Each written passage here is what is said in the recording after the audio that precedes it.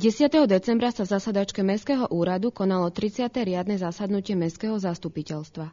Poslanci okrem iného rokovali o miestnych daniach, o určení výšky dotácie na prevádzku a mzdy na žiakov škôl a školských zariadení na území mesta i o zásadách hospodárenia s majetkom mesta. Najdôležitejším bodom rokovania však bol rozpočet mesta na rok 2010, ktorý Mestské zastupiteľstvo schválilo.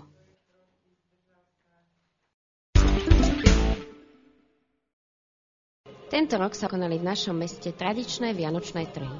Na námestí Slobody si mohli obyvatelia mesta vybrať z množstva ľudových remeselných výrobkov.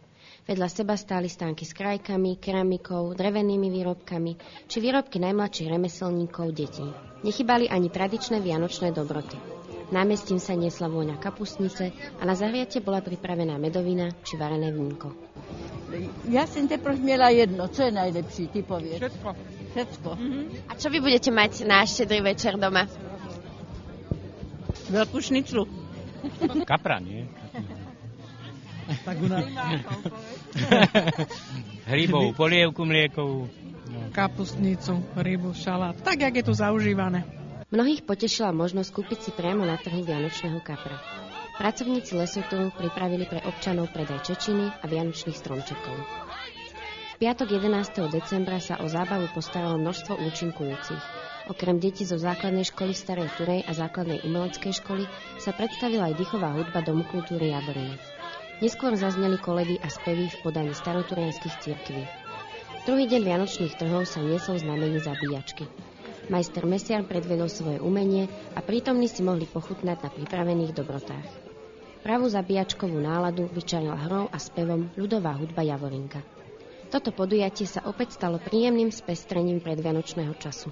Je to fajn, počasie nám preje oproti včerajšku, včera sme mali teda psotú čas, pretože pršalo, mrholilo, celý deň bolo také nevoľúdne, ale napriek tomu bolo veľa ľudí a teda bola tá atmosféra naozaj veľmi dobrá. A dneska sa teším, že je tu hudba, živá hudba, tak je to trošku iná atmosféra. Je to už na takú ľudovejšiu nôtu a ako pri zabíjačke vždy má byť trošku veselo, má byť živo, má sa zabávať, tancovať, takže verím, že dneska bude naozaj taký pekný deň a teda veselý predovšetkým. No, ale nám by bolo dobre peniazy, je všetko, keď máme peniaze, ani na trh nemusíme ísť, nie?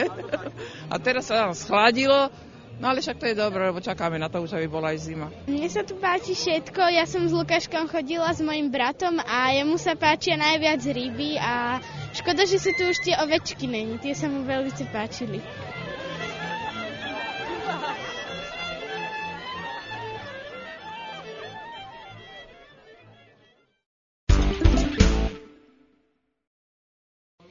Je už pravidelnosťou, že mesto Stará Tura v spolupráci so Združením pre občianske záležitosti poriada dvakrát do roka pre občanov, ktorí sa v tomto období dožili 70 a 75 rokov slávnostné posedenie.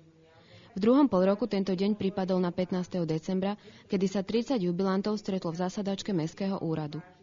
Prítomným sa prihovorila primátorka mesta Anna Halinárová a vyzdvihla ich účasť na budovaní nášho mesta, za čo im zároveň poďakovala a do budúceho života popriala všetko najlepšie. Po príhovore im odovzdala pamätné listy a kvety.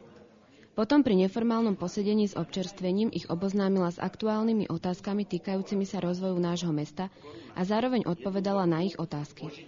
Na záver im zaželala príjemné vianočné sviatky, veľa zdravia, šťastia a pohody v nadchádzajúcom roku.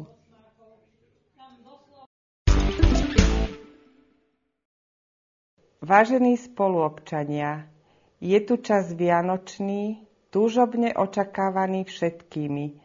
Každý rok veľmi podobný a predsa vždy iný, ale vždy zvláštny, nádherný a neopakovateľný.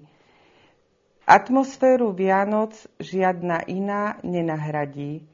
Túto neopakovateľnú atmosféru sa pokúšame vniesť nielen do nášho myslenia, ale i konania, do nášho správania, na ulici, v obchode, na pracovisku či v rodine. Zázračný čas, ktorý obrusuje ostré hrany medziľudských vzťahov, nechá zabudnúť na nezhody, nevraživosť a závisť. Hľadáme a nachádzame každý v sebe samom viac úprimnosti a pochopenia, tolerancie, slušnosti, ľudskosti a lásky. Možno najmä preto, lebo to všetko sami ponúkame v tomto jedinečnom čase. Obdarovávame a cítime zvláštny pocit radosti z toho, že niekomu urobíme radosť. A možno je naša radosť väčšia ako radosť obdarovaného, veď to je tá pravá radosť. Niekedy nezáleží na veľkosti daru, skôr na jeho darovaní a na úprimnosti. Aj pekné, vľúdne slovo je úžasný dar, koľkým z nás taký vzácny. Opäť niekedy najviac medzi tými, u ktorých by mal byť dennou potravou, medzi tými najbližšími. Máme väčšiu snahu i trpezlivosť hľadať dobro v tomto čase. A sotva to pôjde bez toho, že by sme ho aj sami neponúkli. Buďme na seba nároční a ponúkajme naozajstné úprimné dobro a takéto sa nám vráti od našich najbližších priateľov, kolegov a susedov. Pomaly dohárajú 4 adventné sviece, symboly mieru, viery, lásky a nádeje. Mier si ľudstvo počas celej svojej existencie nedostatočne váži. Poprajme aspoň mier našim dušiam. Do viery niekedy vkladáme viac, ako môžeme dostať v našich očakávaniach, ale viera je úžasnou motiváciou. A láska má desiatky podôb. Tá úprimná a nezištná je stále vzácna. Posledná zo sviec symbolizuje nádej. Možno, že je tou najdôležitejšou, pretože plameň nádeje by v nás nikdy nemal zhasnúť, nádej by naozaj nikdy nemala zomierať. K mnohému ďalšiemu šľachetnému je s výzvou v tento vzácny čas. Nech nás nikdy neopúšťa nádej v stovkách podobách, aj nádej nájsť dobro všade okolo nás. V obyčajných ľuďoch i v obyčajných veciach. A nebojme sa to dať najavo, veď dobro plodí len ďalšie dobro. Spoločne si zaželajme, aby nám bolo dopriaté dobro nachádzať. Prajem vám krásne vianočné sviatky v pokoji, zdraví, šťastí a láske. Všetkým vám, milí priatelia.